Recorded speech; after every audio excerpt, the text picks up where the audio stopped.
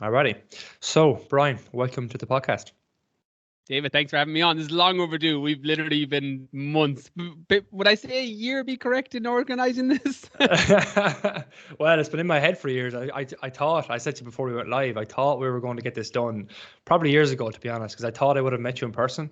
I like meeting people in person first before we meet online, but we're here, we're from the same county, probably only not like 15, 20-minute journey away from each other, but we're meeting online for the first time. Brian, first things to start, in 10 seconds or less, what is it that you do? Oh, 10 seconds or less. That's going to be tricky. Online fitness coach, nutritionist, right mindset books, help people improve their health, wellness, and relationship with food. Nice. Brilliant. How did you get into this game? I was trying to find it out myself, but were you always in the fitness industry, or did it happen? How did it happen? No, so it's funny because anyone that asks this in any recent interviews I've done are like, what's your backstory? Because all my earlier content talks about this, but I just don't talk about it as much on current content because it's been 10 years now since I've been in the fitness industry. But I was a teacher. So I was a primary school teacher, spent 4 years getting an undergraduate degree in business, 1 year postgrad in teaching, then went and got my first teaching job in London as a primary school teacher in a year 3 class, and was literally like, David, an hour into my first day, and I was like, oh my God, I don't want to be a teacher. I was like, what the fuck am I doing here in a classroom with 30 kids? I'm like, this isn't what I want to do. And it was one of those, the analogy I used in the books, and it comes in lots of different shapes and forms for people. But for me, it felt like I had spent so long climbing a ladder, but then I got to the top and realized I was up against the wrong wall. And that's kind of how my teaching journey was. But cut a long story short, excuse me, in 2012, I registered for a fitness instructor course, then absolutely loved that. My mum put my famous question to me that I've used hundreds of times since with people, what would you do for free? And for me, it was always gym based. I was like, I love the gym. I love fitness. I was like, I would love to just be in a gym. And if I was cleaning the floors in the gym, I'd be happy. And she was like, well, then you should go clean the floors in the gym, go work in the gym, and then obviously it progressed onwards. I'm like, okay, maybe I should teach classes in the gym. That might be a better way to go. And I got my fitness instructor course, and I got my personal training badges, my strength and conditioning, my sports nutrition. So I've been nearly 10 years in the fitness industry now, showing my age. Like when I think, and I'm offering advice to people, and I'm thinking of the years when I started, it was 2012, and it doesn't feel like it's been 10 years, but it's just been a roller coaster because the last 2017 onwards, from the release of the first book, The Fitness Mindset, it's just been a snowball. Like yourself, David, like those first few years are really difficult, really hard. It took me 3 attempts to get my business off the ground. And once I finally did and started to get a little bit of momentum and get out of escape velocity with those first few years, it's just snowballed in a positive way since. So, now I spend a lot of my time working with people on programs all online. I do very, very little in person at the minute. Seminars back before COVID, I would do my own seminars and I would speak at some conferences and events if I was really interested. But most of the stuff I do online, it's just because it's scalable. I can help more people. It works for me, my family, my time. And I love what I do. Like, it's one of those when people ask, how long will you do it for? I'm like, why would I stop? There's nothing to pull me away from it. So I was a teacher, transitioned out, and I've been in the fitness industry, fitness, health, wellness industry for about 10 years. Well, I didn't actually realize that you were a teacher beforehand because I was a secondary school teacher myself. And, yes, there we go. I taught in 2012. I actually got a job in the college down in University of Limerick. It kind of fell into my lap. I very similar to you. That I love that analogy you actually used. Is it the climbing the ladder, but you realize it was up against the wrong wall? That's brilliant, man. You don't really think about it though when you're going through college. Well, I know I didn't anyway, because I was just enjoying college. I was working hard on my assignments and working hard for exams and ticking boxes type thing. And then I think it was my final year for me that I realized that as much as I love, it was woodworking, design and communication graphics as the teacher I was in, which is a full 360 to what I'm doing now. As much as I love that, I realized it was more of a hobby for me. And something needed to change, but the way I look at it, being a teacher, we still are teachers, we still are educators, so it's not too dissimilar from what we've learned and what we're doing to date. And I think as well, looking back now, them 4 to 5 years of teaching really gave me a leg up on how to communicate effectively with people. And actually help them make proper change. So it does stand to you, like. 100%. So you're breaking down complicated ideas into its simplest forms. That's what teachers are doing in a specific topic, and that's what you do in the fitness industry. It's what I try and do in the fitness industry. It's very similar. And then you were saying you did the course in 2012. I did it in 2013. Started doing classes straight off the bat. Dabbled in online actually back then, but where you went completely online, I went more the gym route. I was in the gym for 4 years. A bit. Okay. Yeah. Oh wow. 4. Yeah. Okay. I was in the gym before. I was in the gym from on and off with different things from 2012 to I didn't move online until 2016. Okay. Sorry, it cut out there. Did you say 2016? Yeah, 2016. Yeah, I went online in 2016. Yeah, no, I did the hair graft in the gym. Like, I think online coaches, now this isn't, I've changed my mind on this a little bit since COVID, that the advice I would have always offered pre-COVID was get your licks on the gym floor, like get your experience, because it'll make you a better online trainer and online coach. But I've kind of changed my mind on that just because it's the world we're in now. Sometimes it's better to go online because that's the way things are moving. Wayne Gretzky skate to where the puck is going as opposed to where the puck is. But with one-to-one, I think if you've been on the ground, it makes it like that made that transition to online so much easier because you know what people's pain points are. You know how to communicate. You have the social skills built up to, set up an environment so that people tell you the truth with their nutrition and they feel comfortable with you. And then you're taking that method and you're just moving it online. It's very hard. I feel for me, I definitely wouldn't have been as lucky and successful with the online side had I not done the one-to-one first, because I would have made way more mistakes than I made just because you'd been working with people for years. I loved it. Like, don't get me wrong, working one-to-one and running classes in particular, I was a big fan of. I absolutely loved running classes, but for me, it was just the evolution of the business at the time. It was more of a business decision more than anything else because of time and scalability and family and my daughter. I know you've got your is it a daughter? Is it a little boy? Wait, 4 months. Am I right in saying 4 months? He'll be, what are we, in about 4 or 5 days? He's going to be tipping the 5-month mark. So he's 5 months now. That's amazing. Congrats. Yeah. Like it was that for me. Like 2016, my daughter, or 2015, Holly was born, my daughter. And that's when I started to make the transition over. I'm like, okay, I need to get more of my time back, so online made the sense because, and I mean this and I love what I do, David, but priorities shifted. My job and what I was doing was the highest priority, and then when my daughter was born, she jumped that list to the top. So everything else was like, well, how can I feed into this and be a better dad and have more time and all of these things? So my priorities changing as a result. My business model changed with it to try and make it fit my lifestyle better. But 2012 to 2016, I was on the gym floor, so I know all about it. Yeah, brilliant. But no, it's funny. I didn't realize the similarities there between the two of us at all. And then you wrote the first book in 2017, and the latest one, Rewire Your Mindset. Was that 2 years ago now? Yeah, 2019. Yeah. So and then I'm on 2021. So January 7th, my third book comes out, which is a nutrition book. So keeping on the 2-year bandwagon at the minute with the books. So so I said, they're very different books. Fitness Mindset was very fitness related, the mindset side of fitness. So getting your body, what you need to do to get your body in the shape you want, and then the mindset to keep it. Rewire Your Mindset was a book of self-reflection, really. A lot of the mistakes I made, a lot of the struggles I made with confidence and mental toughness and not being disciplined and just putting that on paper. Like, that was the book that's what I call my legacy book. I'm like, if I went to my grave with this book inside me, I would feel incomplete, and then the Keen Edge, which is the nutrition book in January, is all nutrition. It's 100% about nutrition and diet and the mindset around it and food choices, very deep dive into that. So again, you're writing in areas of curiosity based on the people that follow me and their pain points, etc., and just trying to create things that can potentially help whatever their pain points are. Brilliant. Yeah, and like the premise of what I wanted to cover with you today was more around the mindset side of things. And it was funny because when I was putting topics together for it, I totally forgot. I was like, sure, Brian has the Rewire Your Mindset book. So I suppose the easiest way to start is to ask you the first question on that book is, what is the premise of that book? What is the ultimate goal of that book? I had a lot of misconceptions, David, when it came to the importance of mindset and the way to think.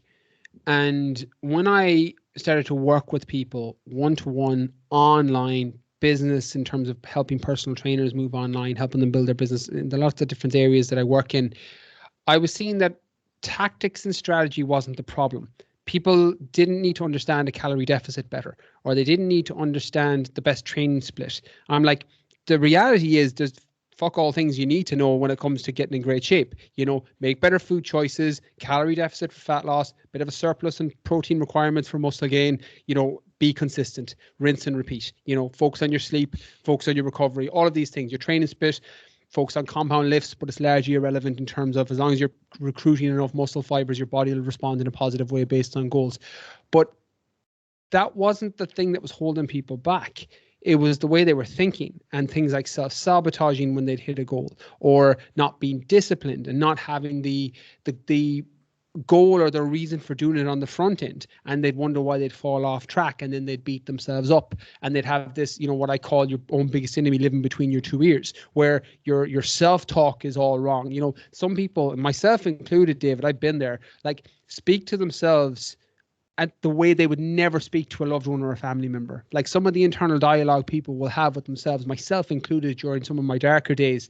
Like, you would never say that to a loved one, and you would never say that to somebody on the street because you get punched in the fucking face. Like, but we'll say it to ourselves. And when I was writing Rewire Your Mindset, it was trying to unpack that. When I was going through it, and it was a book that kind of, I won't say poured out of me, but if nobody bought that book, it would have been worth writing for the clarity I got on it. It was one of those. It was a very, like, all the books that I've written have been very different places where they've came from. The first one was all about, like, trying to get my name out there, trying to separate myself from where I was getting labeled into kind of a fitness influencer bracket, but I was actually over here as a coach and working with people, and I didn't want to get labeled in that bracket. I wasn't working with brands. I wasn't doing that.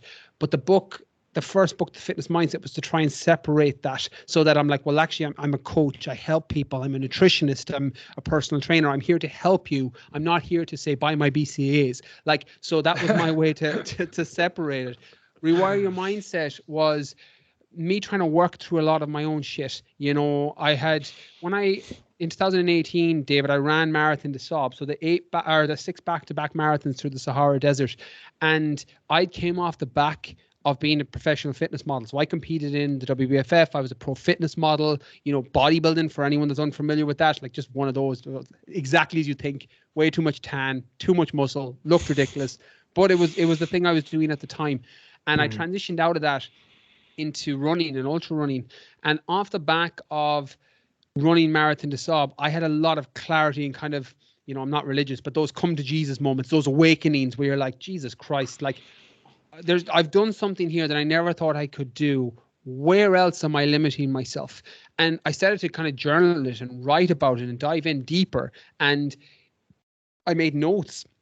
One of the sections in Rewire Your Mindset was literally me making a note to myself before I flew out to the Sahara, because I was like, if you gave me an out, David, before I flew to the Sahara, because I was shitting a brick. Like, I hadn't ran. I ran one marathon in preparation for the Marathon des Sables.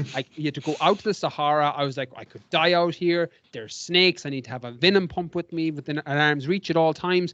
And I was just in this, I was just completely overthinking the whole thing. And I captured it and wrote it down on my notes on my phone, just how I was feeling and getting it out there, and thinking about other times when I was afraid and how I pushed on through. And then, you know, I came up with in the book about anchoring times in the past when you felt afraid to deal with things that you're afraid of currently or in the future, you know, and you don't need to run to the Sahara to do that. Like, and the analogy I use is, like, there was a time, David, when you and me, definitely you and me, because we've similar life paths, when we were like terrified to kiss a girl, you know, or if you're a girl listening to this, you were terrified to kiss a guy when you were, you know, 9, 10, 11, whenever it was. And like, you were shitting a brick. Like, I remember, like, the first time I had sweaty palms. I was like, can I do this? I just tell all the guys I did and then not do it. Like, I had all these things going on when I was like 10 years old. And that's something now you just take for granted. You know, you, with your wife, with my partner, you kiss them every day and you don't take any notice of it. That was a time in the past when you felt afraid, and now it's not a thing anymore, you know, and that's anchoring a time in the past when you had fear and using your fear anchor. So as I was writing and going through this journey myself, trying to figure out what was going on in my head, it was kind of coming out onto the page. And then all I did was put it into kind of a linear structure, added in some stories, added in the points that I use. So building mental toughness, the pillars of self-discipline, you know, the rewiring failure as feedback, you know, separating real fear from perceived fear, all of these things that help me get to my path and through my path, I just put them onto the page. Now that book, like the Fitness Mindset, has done amazing. That book did 16 weeks on the Amazon bestseller list. Rewire Your Mindset's the book where I've got messages that I've saved on my phone for those doubt days when you're not feeling it, because they're life-changing messages people have sent me. They're just, and there's nothing I can say to it. When somebody sends me a message like that about how it's impacted them or changed their life or just completely changed the way they're seeing situations, I'm like, that's why I wrote it. I'm like, that was who it's for. I'm like, it's for the people that struggle with their head. They struggle with their mindset. Like there's people, I'm a big believer, David, that not everyone should read my book, you know, and not everyone should read every book out there. It'd be a waste of time. If you have no issue with your mindset, you're totally good. You don't have a problem with, you know, your own biggest enemy living between your two ears. You set a goal, you go and do it. You don't self-sabotage. You don't fall off track. I'm like, don't read my book. It's a waste of your time. You're better off reading Harry Potter or something else. You'll enjoy it more. But if you are someone who struggles with that, it gives you tools that you can use that can potentially help you with whatever it is you're looking to do. And that's effectively who it was for. When whatever you need to fix and address with your mindset is where you start. If it's failure is feedback, that you think failure is a bad thing, and rewiring that misconception, then that's what you do. If it's an issue with self-discipline or building mental toughness so that you can set a goal and then condition yourself to do the things you have to do regardless of how you feel, then that's what you do. If it's realizing that fear is false evidence appearing real and that perceived fears and real fears are two completely different things, then that's what you look into. And you're just unpacking this as you go along. Like my friend Orla calls it a freezer book, like one of those books that it can be triggering when something's there where you're like, oh, fuck this, I'm going to throw this book in the freezer. It's a bit too on point. It's speaking too much to me. Like, and there's books out there like that, you know, and this is one of them. It's one of those that if you're in the right place to take in the information and you need it, it can potentially change your life in a positive way. Again, it did for me. It's a Bible for me in terms of my outlook. And but on the flip side, if you don't have those issues, then you shouldn't read it. You know, listen to this podcast, listen to another podcast, you know, and consume other information, because you're not going to get the benefit from that if you don't have that issue. But yeah, that was the reason for it. Long story short, or not so short, long story long. That's the reason for writing that book. I have a different question now, actually, after coming to mind after hearing that, because about 2 weeks ago, I was listening to a podcast that I was recommended. I think it was Georgie Crawford's with Rory Stories. And my wife listens to her podcast. Both of those people. And podcast Rory's awesome. Yeah, like my wife Kate, she was raving about the Good Glow podcast, and so I listened to this episode and I just thought it was fantastic. But what I also loved about Rory as well was that he admitted when he came out of Hell Week that he's booked. He currently is, after booking himself back in for counselling, and I think that's an elephant in the room as well that we have to address, because it's all when I go listen to podcasts, reading books. Like that's what I do. It's what you do. You've written a book on said topic.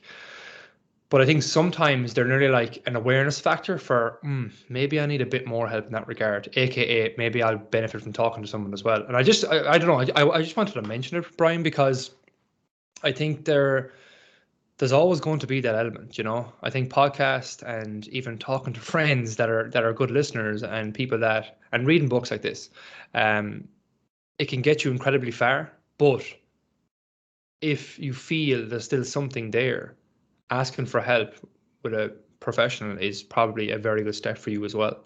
Yeah, to build on your point, David, I think it's such a great one, that look at it like fitness. Like your starting journey matters, your starting point matters, and your end goal matters. If you're somebody who has quite a decent level of fitness and nutritional knowledge, you can listen to this podcast, you can listen to other episodes of your podcast, you can listen to my podcast and maybe read a book or two, and you'll get everything you need nutrition and fitness wise to hit your end goal. Somebody else who has layers and layers and layers of issues when it comes to food or miseducation through years of, you know, Slimming World or Weight Watchers or whatever it is, with this, you know, random nutritional principles just thrown at a dartboard and said, this is what you do. Like when you have that, a coach is better because it can shorten your learning curve, because you don't have all this miseducation, you don't have all this layers of, you know, quote unquote baggage. And I don't mean baggage in a bad way, but like things that you need to unpack. And I think mental health is exactly the same. And it's great advice that you said, because some people will listen to a podcast, read a book, and that's all they'll need. Other people will need to go further. They're counseling or a psychotherapist or a specialist that can help them. So just they're all tools. You're looking for the tool that, you know, I always think of books, podcasts, counselors, coaches, like they're tools. It's how you use them and when you need them. Like you don't walk around all day with a fucking hammer because you might not need to hammer any shit today. But some days you have a nail that you need to put into the wall and you're like, actually, my hammer is really useful today. So you're using these things like tools and then use them accordingly based on when you need them. Fantastic. Sorry, I'm also blinded by this natural daylight coming in. I have it too. And I forgot to mention for anyone watching the video episode of this podcast, I have a blatant bit of stairs strips over my forehead. If you're wondering, Brian, I wasn't in a fight rat and I got a belt in a hurling game, so I forgot to mention I was wondering. I was like elephant in the room. I won't say anything. I'm like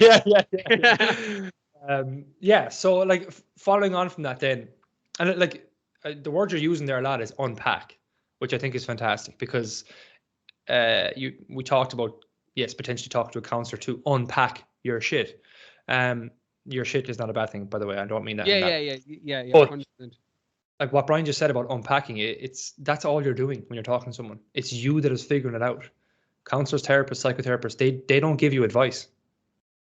They help you unpack it in your head. That is it. And that's why, like, when you realize that, like it's relaxing nearly in a way, because you're not going to someone to get advice. You're going to somebody to help you figure out things in your own head, and that's what these podcasts do. That's what these books do.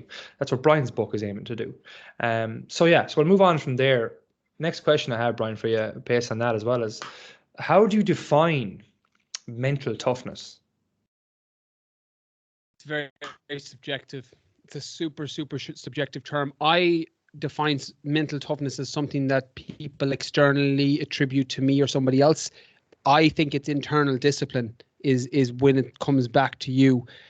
People will say, Brian, David, Mary, Jane, you're mentally tough. It's like, what the fuck does that mean? Like, you know, it's so normally what it is, and this is just from my own experience, so I'm completely biased based on my previous life experience, that because I'll get up at 5 a.m. and I'll go for, you know, I did a 20-kilometer run yesterday at the end of my workout, and it was all done before, 8 a.m. and people are like, fucking hell, you're so mentally tough to do that. I'm like, I'm not. I'm disciplined mixed with good habits based on being specific around a goal. Like, that's it, and it's rinse and repeat. Mental toughness, whatever label you want to put on it, is the ability to do the things you need to do regardless of how you feel. And when you're clear on your end goal, on whatever it is you're looking to do, all you're doing is daily micro steps that help you get closer to that end goal. And it can be so relative, from weight loss to running a marathon, to writing a book, to starting a business, to being a better mom, dad, to being whatever.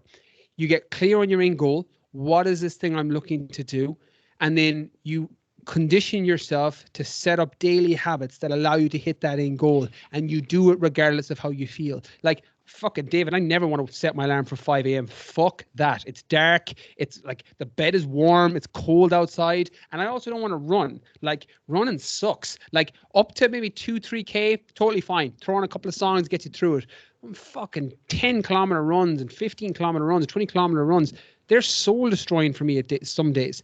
But if I'm training for a marathon, or if I'm training for an ultra marathon, I have to do these things. I choose my suffering. I either don't do them and then I really suffer on the day of the event, or I do them now, the old Spartan philosophy of, sweat more in training, bleed less in war, and I won't suffer as much on the day. That's my version of that. Like, that's not to say go run a marathon, go run an ultra marathon. That might be, prepping meals for a weight loss goal. That might be, doing a side hustle in the evenings when you come home from work because you don't like your job currently. It might be focusing your mind and practicing on different apps and meditation applications that help you be more present because you keep zoning off with your kids. Like, your end goal might be completely different, but you need to get clear on that first and foremost. You can't hit a target you can't see. So get clear on that end goal, and then all you're doing is setting up your life in a way that you can do the things that help you hit that end goal. And from the outside, mental toughness looks like the things that need to get done.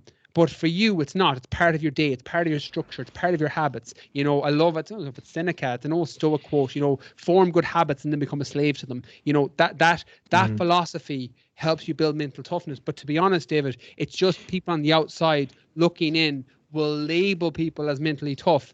But in reality, if you're clear on your goal and you're doing the right things consistently every day to help you get there, that can be perceived as mental toughness from the outside. But honestly, it's just daily habits and a little bit of self-discipline to go with it. Yeah. And like I'm somebody as well that doesn't really like putting that many labels on things. Do you know, but like it's Yeah, it's just labels an are for easy, food. Yeah. yeah, do you know what I mean? Like but like you said there, and I suppose the way I'd nearly, if you asked me the same question, I'd probably say it's following through and doing what you said you would do, really. Do you know, and I think that was a big switch for me years ago, because I struggled with staying consistent in the gym. I go great one day, and I'd be the typical lad who would go in and try and do as much as I possibly could, fail on pretty much every upper body exercise I did, and I'd only go like 50% then on the lower body stuff. But I never was consistent with it, and it was the same with the food side. It'd be grand Monday, Tuesday, and then because you're in college, Wednesday, Thursday, you're probably gone out, like, and things just fell out of their arse. But it was when I decided to make a commitment to myself. I think it was after when I read, probably wasn't after when I read The Monk Who Sold His Ferrari. Yeah, Yeah, like it was, but it was very simple. It was like, I think the premise of that was, it's all about goal setting, isn't it? And figuring out your why, and a lot of similar books are. But you're talking there about having a concrete goal and then building up your life to hit that goal in terms of actions and habits. Now we did the same thing, and we spend a lot of time with clients as well as making sure that goal is actually something you're motivated to do. Because again, motivate, another term, motivation for me is, like you said, following through on the days where you couldn't be arsed. That's what I really define motivation as, long-term motivation anyway. And by you staying consistent, you're building momentum. Momentum builds more motivation, and you can see how things just kind of spiral from there. But on the bigger picture level, even if you miss a couple of days training, or you feel like you're not the best with your food on a weekend or any given day, on the macro level, you're still consistent. You're still doing what you should be doing, type thing. Yeah, like, and be willing to pay the cost. Like, I think that's a big thing. Like, I did a podcast, Monday's podcast with Nick Velasquez. We were talking about this, where when you realize what it takes to hit an end goal, the example I used was when I was training for a 100-mile ultramarathon last year. I ran a 100-mile ultramarathon in Nevada in February in 2020. And in the lead up to that, I was like, fuck, all the people I follow and really look up to in ultra running run 200 miles. I was like, I might do a 200 miler at the end. But then I ran a 100 miler. It took fucking hours every day of training, like put loads of different things on the back burner just to get it done. And I was like, fuck that. I'm not going to do 200 miles. Like, I was like, that's going to double, if not more, the effort. And there's nothing wrong with not wanting the thing that you want. Like, one of the analogies that I tell my clients when it comes to a weight loss goal, and I work with mostly, it's all body composition. I don't work with ultra runners, athletes, my GA players, with the exception of my GA players. I work with weight loss, toning up, body compositional change, etc., building lean muscle tissue. But I always tell my clients, I'm like, don't be the person who wants to go to heaven but doesn't want to die. I'm like, there's fucking loads of people out there who are like, I want this, I want that. I'm like, but are you willing to pay the cost? I'm like, because everyone wants to go to heaven but nobody wants to die. I'm like, so be willing to pay the cost when it comes to the goal you set. And if you're not, that's cool. There's nothing wrong with that. Maybe you don't want to be a fitness model walking around at 10% body fat or 5% body fat or whatever it is. But is there a sweet spot where, I'd actually be quite happy. I'd have a nice little balance with this. I'm willing to pay the cost in terms of my nutrition and my lifestyle to a degree, but I'm not willing to do the next thing to get to the next level. And that's not a problem either if you don't want to do it, but that self-reflection and getting clear on that, I think, is important, because otherwise you end up setting yourself up for failure. I don't know about you, David. I've definitely done it where I thought I wanted something, and then as soon as the ladder against the right wall, to bring it back to the start of the podcast, I've started climbing the ladder, and then as soon as I stop and go, well, actually, am I enjoying this, or do I like this? A lot of the times I'm like, no, fuck this, and I'll climb back down and go, nope, not doing this. This actually isn't what I want to do anymore. And doing that all the time, particularly in fitness. I think it works for all areas for the most part, but particularly in fitness and any weight loss goal or body compositional goal, check in with that, because there is a point of diminishing returns where life quality will be affected, and all the other things, hormones and sleep and gut health and all that, will be affected after a certain point. But if you stop just short of that, you'll probably have a really happy medium. Yeah, 100%. I've noticed that a lot with my own training and trying to juggle hurling, GA. For a long time, like, ultimately my overriding goal for body composition has always been the same. I want to get bigger and leaner. It's as simple as that. I want to be a big, strong, jacked dude. Like, that's what I want to be, and I've no shame in saying that. Like, but I also play hurling at senior level for my clubs, and I need to balance those two things, because I spent a lot of time trying to do for more or less bodybuilding style training whilst in season, and it was just fucking stupid, like. Disaster. And I've been there. Yeah. like, and even though I knew I shouldn't in the back of my mind, I still did it. And I always say it was until I outsourced my training somewhat to Robbie, the other coach here in the gym, where he was just basically like, look, stop doing that, do this instead. Yeah. You need somebody to tell you. I do, like, I do, yeah. Even now, but until that happened, the last 2 years now, I've just enjoyed hurling way more. I haven't been absolutely crippled every week as much as I used to be. I wasn't drained for the hurling sessions, that kind of stuff. But like you said, I probably setting expectations is one thing that I need to do better, and then just choosing what I want, because I think you've mentioned there a lot about choosing your own suffering, and you're right, because if somebody wants to lose weight, like, it's not going to happen by clicking your fingers. If you want to get stronger, you want to build muscle, you want to get leaner, you have to train, you have to resistance train, you have to eat in a deficit. The things you just have to do, you cannot avoid them. Yeah. But like you said, I think you have to be aware of what those things are. What are your expectations? What can you actually commit to is probably a big question that enough people that have real lives, and when I say real lives, I mean people that enjoy a couple of drinks with friends, enjoy going to the cinema and not be worrying about avoiding popcorn, having it and enjoying it and not feel guilty. People who have families. Because somebody who has 4 or 5 kids and works a busy job probably does not have 5 days a week to train. They probably have 3, maybe at most for them. I have some clients now that are, some of them are online clients that are getting 1 to 2 sessions a week right now, because life is just so hectic for them. But that's what they can manage.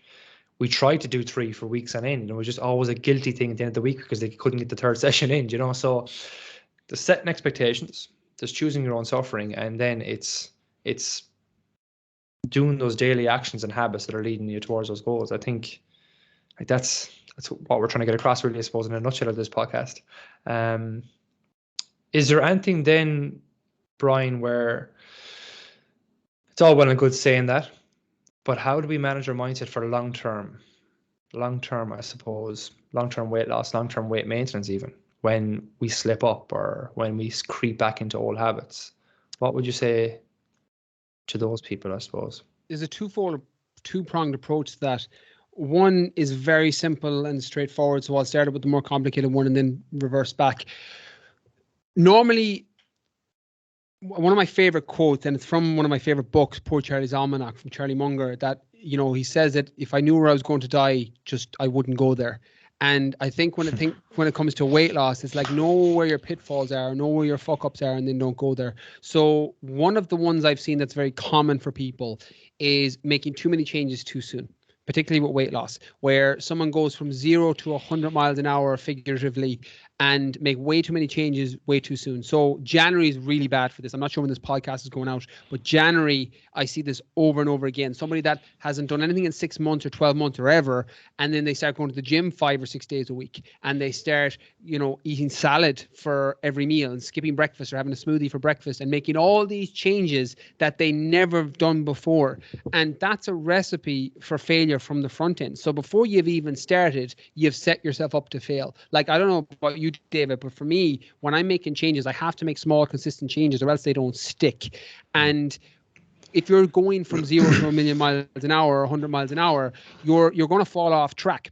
So what I'd say first and foremost is make the small changes. A bit of education here is important too, because one of the mistakes a lot of overweight people will make, and I've worked with some obese people, I don't specialize with that category, but I've worked with a lot of them, particularly one-to-one, and we would make simple changes. Like, they would eat, I had one girl who used to eat 7 Mars bars every evening. We just cut it down to 6, and then we went to 5, and then we went to 4, and then we kept her on 3 for ages and made adjustments on other meals throughout the day over a several months period. And she just kept dropping weight every single week, because I'm like, well, yeah, you're consuming less calories. I was like, not only are you walking a little bit more, but you're actually eating less. She's like, but I'm eating 6 Mars bars. I'm like, yeah, but you were eating 7. I'm like, so you're doing pretty good. And that allowed her to set up a foundation for success, and you're building on these micro wins. Like very similar to what you said there about the clients who will aim for 3 sessions and then only get 2 and then be like, oh, I should have done 3 though, I'm supposed to do 3. Like they're setting yourself up, and you're having these like mini losses in your head, which are never good. But if you have these mini wins as you go along, that's what's going to help keep you motivated, and the momentum, as you said, and you feed into this loop of feeling motivated, then you build more momentum, you stay on track, feel motivated, and you try and get into that cycle. And then if you do fall off track, it is as straightforward as conditioning yourself to reset and go again. And I've seen this so often, to the point that it's an in-running joke with people on my social media platforms, that when somebody will say, I have a lot of clientele who will be the good Monday to Friday, fall off the track at the weekend. And it normally starts with one meal where it's like, well, fuck, I had a bad breakfast on Saturday, press the fuck it button, and then the whole weekend's a write off until Monday again. And I always use the analogy with them. I'm like, great. I was like, right, if you're driving down the motorway and Galway to Dublin and you get a flat tire, I'm like, what do? They're like, oh, I call AA or I get another tire. I'm like, would you not go out and slash the other 3 tires? And they're like, why the fuck would I do that? I'm like, yeah, why would you have a bad meal on Saturday and then write off the whole weekend? I'm like, it's the same thing. So you're rewiring your mindset to reset. And if you have a bad meal on Saturday morning, or you go for a few pints on Saturday evening, great, enjoy them. Like there's no good or bad food. Like, you know, broccoli's not going to save you from a burning building, and chocolate's not going to stab you down a back alley. Like there's no good or bad food. Context matters. So enjoy those foods when you have them, but like don't let them take over your whole weekend or your whole week if you have a weight loss goal. You know, reset, have your few pints or have your free meal, whatever you want on a Saturday, and then you reset and you're back on plan on Sunday. And that compounded positively over time will lead to great results, particularly if you're staying in that caloric deficit. And then after that, it's just tactics, David. You know this as a coach. Yeah. Like maybe you calorie cycle people where you drop their calories slightly in the lead up to the weekend and they bank it, and then they're still in an overall deficit over the 7 days. Like that's just tactics you're getting into then based on what works best for the individual. But from the mindset side, don't make these massive changes and expect to be able to stick to them. You might be in the 0.1% of people who can do that. My bet is if you're listening to this podcast, you probably aren't by law of averages, you know, unless David, you're that person, because I'm not, definitely isn't me, who can make all the changes at once and stick to them. I would make those small changes over time. And then if you fall off track, you reset and you go again. Every time you fall off track with your diet because you've had one bad meal and you've pressed the fuck it button, think about your car driving down the motorway and getting a flat tire and then slashing the other 3 tires just because one went flat. Yeah, like we use the same analogy with our clients, and they understand that. And I think they get better over time at not, well, call it pressing the fuck button, like you said, right? But they still do it on a lower level scale, even though they know that, because they'll have one I hear often is, oh, I saved up some calories. Even if they know how to do this, all they're doing is they're consciously saving calories so they can eat more that night or drink more, whatever it is. But then they'll be like, oh, I ended up going probably way over what I should have went. And they feel bad about that, and they feel guilty about that. And I don't really entertain it as much anymore, because it's just like, so what? Let's just keep moving on. And then because they're like, oh, I was expecting him to say something more, or I was expecting him to. So some clients expect you to give out to them. I'm like, yeah. Like, you're not a bad person because you we're not going to do that. Like. Yeah, but people think that. Yeah. People think that they're labeled. They're like, oh, fuck. I'm like, you're not a bad person because you went over on your calories. Like, and just to build on your point, sorry to cut across you, Dave, but you made a great point there, that banking calories for the weekend is a tool. Similar to what I said earlier. It's like a hammer, but you can use a hammer to hammer in a nail, or you can use a hammer to hit yourself in the dick with. Like, the tool isn't the problem. It's how you use it. And banking calories for the weekend is the same. Like, the tool isn't the issue. Banking calories isn't the issue, but how you're using it can be. So if it's not supporting you long term, then maybe that tool isn't for you at this current moment in time. So it's important to kind of do a little bit of reflection on that as well. Yeah, 100%. It's like I ran into a client that was with us for the good 6 years, and he had to move away. And then I met him in Galway, probably it was before COVID, and he looked fantastic, the best I've ever seen him. And I said, what are you doing differently? He said he's doing cycling, and he got to set up a gym at home. But the biggest key difference for him was like, oh, I'm doing intermittent fasting now. It's life changing and all this. And I ended up having a full blown half an hour chat with him on the side of the street, because I couldn't just let him off by saying that. But because he firmly believed that intermittent fasting is the key. I'm going to do this for the rest of my life. That's what he's basically saying. And I was like, we got into the conversation, and we do realize that it's just a tool to eat less calories. That is it. Yeah. And he kind of was aware of it, but he wasn't, if that makes sense. Yeah. And I just wanted to give him a bit of education, because I worked with him for 5 years, you know, and he did struggle with his nutrition and food. But again, these things are tools. That's it. Like, what we want to try and instill into our clients is the overall principle of it. If you're trying to adhere to a deficit across the week, it's up to you how you manipulate that week.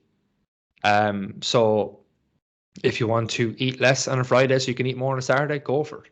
If you want to skip breakfast Saturday morning because you know you're going to have a meal out with the girls, the lads later on that evening, go for it.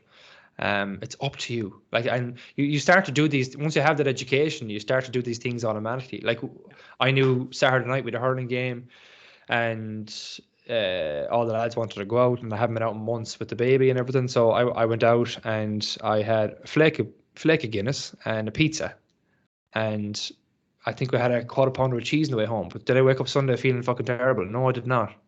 Because I don't do that. I don't do it that often, number one. But number two, for me at this point in time, I'm not trying to lose weight, so it doesn't sit in my mind as much. And number three, everything else stayed normal. You know, I didn't go on like a binge fest on Sunday because I felt bad about that. I didn't wake up Monday and try to punish myself with a workout. Life, like, it didn't even faze me. Now, I'm not saying you go out and do that or whatever, but like, all I'm saying is, like, once you do this stuff and build those habits for years on end, your life and food just become easy. It doesn't become a thing anymore where it's guilt or it's black and white or it's bad or good, you know. And that's what we want to get to our clients to at the end of the day. Everything is a choice. If you want to have a pizza, you can have a pizza. Like, it's not a bad thing. And like you said, it takes time to. Yeah, it does. Yeah. I was on a podcast a few weeks back, and we talked about this in terms of getting, you know, like the share size Whispas you can get, the small ones. Yeah. Like, I eat one of them every night, like with a couple of bags of popcorn. And I was like, years ago, I wouldn't have been able to buy the 4-pack and only eat one. I would probably end up eating 2. Sometimes I'd eat 3. I'd have eaten the 4. Yeah, and a lot of our past clients would say that. It's the same with the biscuits. They used to eat full packs of biscuits. One of our clients used to go to Slimming World, and she used to get the Slimming World bars, but then she used to end up eating them all. If she bought 5, she'd eat the 5 type thing. But it's like, but I can't just eat one. And yes, there's tactics and strategies you can do to help yourself to eat less, but like Brian said, that takes time. And I'm at a stage now where I could have whatever I want in the house, but I'm not going to go and binge on it, like, because I have control. I have a bit of, I suppose, I don't want to say the word self-discipline. It probably is the word I'm looking for, but like, I think sometimes I also think discipline gets thrown around a lot by PTs that haven't a fucking clue what they're talking about. Yeah, you know, it's 100%. 19, 20-year-old PTs are like, oh, just be disciplined, eat your calorie deficit. It's just like, what kind of advice is that, like, you know? Well, it's definitely in the melting pot of things that allow you to have a better relationship with food. Like, a little bit of self-discipline is in that melting pot, but also so is education, you know, so is understanding your triggers and what sets you off. So is reflecting on, are you an emotional eater, or what are the things that allow you to not be able to control that? There's a lot of things in that melting pot, you know, and I don't mean to overcomplicate it more than it needs to be, but self-discipline, as you said, is in there, but it's a small part of an overall thing when it comes to something as straightforward as being able to keep a 4-pack of Whisper in the house or a full pack of biscuits and not eat the whole lot. Like, that can take months and years based on somebody. That's why, coming back to what you said earlier, some people it's counselors, some people it's coaches. You know, I know you're doing this, you know, Doc Fitness. Like, this is your specialty in terms of helping people. And depending on your starting point and how long you've been doing it, you need to give yourself a runway of time expectation-wise, because I never want anyone to listen to me particularly and think that, you know, I do X, Y, and Z, read Brian's book, do Brian's program, and I'm going to be fixed. I'm like, fuck, if you've been struggling for 6 years, I'm like, you're not going to fix that in 6 weeks. I'm like, it's going to take longer. So you're allowing yourself an expectation timeline so that you're not beating yourself up when you haven't fixed your food relationship in 6 weeks. Like, it takes longer. Now, you can consistently move down the right path and keep your ladder up against the right wall and keep moving towards that end goal of having a good relationship with food. But you need to do consistent things. Surround yourself with the right people, coaches, books, podcasts, all of these things. But they add up. As you said, they're tools. They add up over time. But just on the front end here, give yourself enough runway of time with the expectation, because the longer, the analogy I use, David, is it's like digging up a seed from the ground. If you're digging up a seed from the ground, it's really easy to go out and to dig it up. A sapling takes a little bit harder, a bit more effort, might take you a bit longer. A fucking oak tree, which that seed grew from, is going to be considerably harder to dig up. So the longer something's been there, it's going to take harder. It's going to be harder to change that habit. It's going to be harder to change that mindset. It's going to be harder to change that relationship. It's not impossible, but you just give yourself the same way that if you went out into the garden now and said, dig up that seed or dig up that oak tree. You're like, well, fuck, one's going to take considerably longer than the other. I'm like, cool, it doesn't matter. You can still dig it up. How do you knock an oak tree? You hit it 1,000 times in the same spot. Like, that's the same thing with consistency as on a weight loss program. How do you lose weight when you're really struggling with it? You stay consistent. You do what you're doing that's working, that you can stick to, and you do it 1,000 times, repeated one after the other, day after day, until you get to your end goal. It's the exact same thing. I just wanted to say that because you made a great point there, just in case people are like, all right, brilliant, I'm going to fix it now, get it sorted. It's like, based on your starting point, you need to give yourself the runway of time in terms of expectation. Very good analogy with the oak tree though, because those roots are ingrained. And it like, this all depends as well on your past experiences with food, your past experiences with diets, your past experiences with gyms, your past experiences with personal trainers. Like, the amount of people that we've got that have just been left, probably don't want to say the word scarred, but left up in a heap because they believed that there was a certain way that they had to eat or had to train or whatever it is. And a lot of it comes back to what the premise of what we were talking about all along, nailing the basics repeatedly over time, and then figuring out what's triggering us, what do we deem as failure, and how can we kind of rethink that in a different way. And when we look at habits as well, and the power of starting small, and because you said it earlier on, you're like, I'm not sure about you, Dave, but I can't take on everything at once. I have to change one thing slowly over time. And I'm the exact same way. I think when I was younger, when I was early 20s, I could take on a lot more, or believe I could anyway. But now, when you realize life gets busier, you have more priorities, you realize that my effort gets really directed now. Like, really, I'm really focused in what I choose to do with things. And that's with nutrition, that's with training. Even with cooking food, like, I'm not going to go and try and cook a new recipe every single night of the week when I know that I'm just too busy to do that. I'll cook simple things that I enjoy and that I can maintain, rather than trying to cook a new recipe each day. And then on day 3, I just don't have that and prepped or ready. So I just end up throwing in whatever I have in the freezer. Again, that's not a bad thing to do, but I'm just saying, I prefer to cook good shit repeatedly that doesn't take time and effort, that I can just do an autopilot. But like, when it comes back to those small changes, I think if you look at the device you're listening or looking at this right now, it's made up of pixels. It's made up of thousands of pixels. If I pulled 5 pixels off your phone right now, you wouldn't even notice they're gone. But if I picked 100,000 off them, your whole phone screen would probably be gone. Because habits are like pixels. They build up over time. In a small little daily action, they seem like nothing. But when you repeat them over time, they make up that bigger picture. And I think when people realize that, and even like, you might have heard me say that 2 years ago, and now you're after hearing it again, it's like, oh fuck yeah, I nearly forgot about that. And I am actually doing pretty good. I've done this and this in the last 2 years. Like, you have to reflect and think about how far you've come as well, and have checkpoints built in for yourself, have rewards attached to those checkpoints. So it's something that we do with our goal setting here, is where, after every milestone you hit, reward yourself. Have a fucking night out with friends, go to the cinema, do something to mark the occasion of, I have just hit this target. Whether that's a career goal, a life goal, I don't know, a fitness goal, a body composition goal. What it does is it makes you review how actually far you've come, and it stops you into thinking of, oh, what's next? You could have lost 20 kilos, but like, you're still focused on another 5 you want to lose. Like, that helps no one, So, yeah, I've one topic, Brian, as well I wanted to ask. It's a nice segue into here as well. Like, to finish up with, I suppose, how do you help people rework their relationship with failure? By realizing failure isn't a final product, and that failure is feedback on what didn't work, and you can use that information to improve going forward. And I think if you can rewire your relationship with failure, a lot of doors will open for you that previously remained closed. And a lot of us get wrapped up into, myself included, a past self, into failure being an end product. I'm a failure, or this thing was a failure, it doesn't work, shut the door on it completely, that doesn't work. PT doesn't work. First time I flopped in my PT business. I'm like, that doesn't work. I'm going to go back teaching.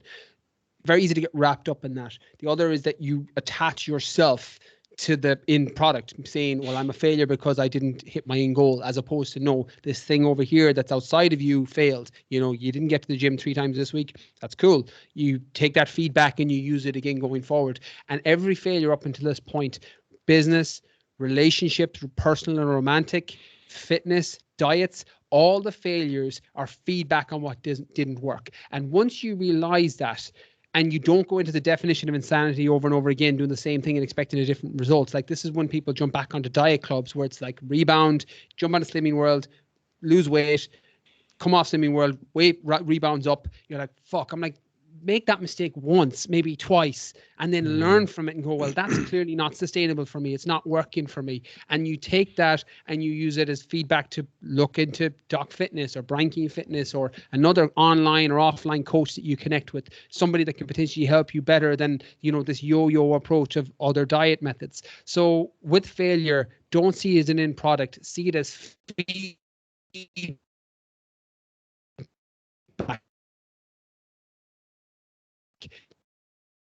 You now know that you need to slightly pivot over here, make a slight change, and you do that consistently. When it comes to a diet, every time you fall off track and you need to reset, well, what happened to lead you fall off track? You know, what was the trigger? What happened on the Saturday? Is it the weekends that you fall off? Well, you have feedback there that you probably need a strategy around the weekends. Whatever that strategy is, we've touched on some in this podcast, and there's a whole host of others. So you're using that failure as feedback. You're not beating yourself up. You're not saying I'm a fucking failure. You're not jumping into this self-limiting story and self-talk that's just keeping you in this kind of repeated cycle of, oh fuck, I can't stick to anything. I can't stick to a diet. What's wrong with me? You're just using it. You're looking at it objectively and going, well, cool, that didn't work. You're nearly using a scientific testing approach. Well, that didn't work. What will potentially work in the future? I'll try something else and see if that does. And then you double down on the things that are working. Provided you're clear on your end goal, provided you're doing it consistently over time, you're just looking at tactics then. But failure isn't a bad thing. Failure at a certain point, and you know this, you know, it's a very entrepreneurial business owner thing. Failure is a fucking great thing if you can get a good relationship to it, because it gives you feedback on what not to do. That is not, it's easier said than done though, isn't it? For men, you have the male ego sitting in the way. Took me a long time. That's an ego issue. Yeah, that's an ego issue though. Like that's a different thing. Like if your issue is with your ego and your ego is the enemy, I was like, you need to do the self-awareness and the journaling work and the disassociation from ego and realize that you're not your ego and you're a completely different level of consciousness and being. And you need to do that work. That's completely different to changing a mindset shift. So male, female, regardless of gender, starting point matters. So I hate sometimes, David, when I sound like I can be simplifying a complicated thing without the context. And there's always individual variability based on the individual, based on the person. Someone that struggles with ego, their problem isn't like, it's the same as if, you know, someone that needs to deal with an issue with ego versus rewiring the relationship with failure is like asking what curtains you should have in your house when your fucking roof is blown off. I'm like, yeah, you can get some curtains, but you should probably fix your roof first. So the priority in what you do matters. So I think looking at it that way is important. The other double-edged sword of ego as well is that they don't even realize there's a problem with their ego, and that's a whole other can of worms that I probably won't open because we'll go talk for another hour on that. But I think just to mention on the ego point, and I can put this in the show notes. You said Ego is the Enemy. That's the title of a book by Ryan Holiday. I think it is a fantastic book, to be fair, and I will link that up. I think most people should read that book, to be honest, not just males. But it makes you aware, and we see it with men asking for help in the gym. And if I look back to 8 years ago when we first set up the gym, I've had clients come to me back then, and they didn't stick with us because their ego was just too like, oh, I can do this myself. Which is great. Like, don't get me wrong. It is great that they felt that they could do it themselves and go off and do it, because at the end of the day, that's what we want for our clients. We want them to be self-empowered so they can do this themselves. They don't need us. Our clients like to stick around for the enjoyment factor and the accountability and everything else that comes with Doc Fitness. But I've since seen some of those clients come back 5, 6, 7 years later, and they've literally done nothing in between. But their mindsets have changed and shifted into a way where, like, now they're ready to ask for help, so they can actually make progress.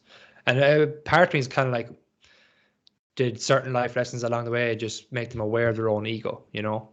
But But it's the same for ladies, Brian, as well. Like you said, it is fucking hard thing to do, because if you're conditioned to think and believe a certain way based on what you've done in the past, if your weight isn't down where you want it this week, it's very hard to say like, okay, maybe I weighed in on an off day and my weight has just fluctuated up due to water weight.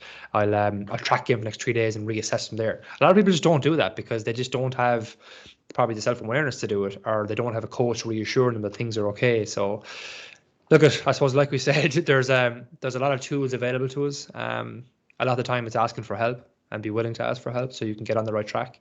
And I'll leave it at that. If there's anything else, Brian, you feel you want to finish off with in terms of even the premise of the book, or how does the book finish actually? What way do you leave that book? Because I haven't read it. The book, so it finishes, the final chapter is using the 97-year-old rule, that like, ask yourself, if you're on your deathbed at 97-year-old yourself, what is it that you'd regret? And you base your principles and your goal setting and what it is you want to do off, well, what would I be on my 97-year-old deathbed regretting? You know, the job, the relationship, the fitness, whatever it is, and getting clear on that. So the book ends, spoiler, like the book ends with I should have asked. Yeah, no, but it's at the end, you know. Don't go to the grave with all your dreams inside you. Like, you know, what would your 97-year-old self regret? And then working backwards. I think once you kind of come to terms that you're getting one life and you can do what you want with it. Like, I'm not going to tell people what they should do with their lives, but what I can do is tell my story and some of the moments that have helped me gear myself to where I am now, and trying to get to that point where you're doing the things for you and not for other people. You don't have all the regrets of the dying. You know, the Bonnie, I think it's Bonnie Tyler, Bonnie Clyde, the book with the top 5 regrets of the dying. Like, brilliant book. I referenced that at the last chapter in mine as well. And you're just making decisions based off that. And I think once you realize you're getting one life, it makes it considerably easier to make those decisions and changes, because you're not living like you're getting multiple. And I think once you do that, you can get clarity that you probably, in my experience anyway, wouldn't have got without it. Nice. I think it's a nice way to finish off this episode as well. So, Brian, I suppose with that, where can people find out more about you? Is Instagram the best place to go? Yeah, Brian Keane Fitness on Instagram, or the Brian Keane podcast. If people are into podcasts, listening to this, obviously, go check it out. If you think there's stuff on there that'll help you, go check it out, and hopefully it does. Brilliant. And sure, I'll link up all your books, website, Instagram, the podcast. I'll link all that up in the show notes, guys, anyway. But Brian, thank you very much, man, for coming on. I appreciate it. Pleasure was all mine. Long overdue. Thank you so much again, Dave.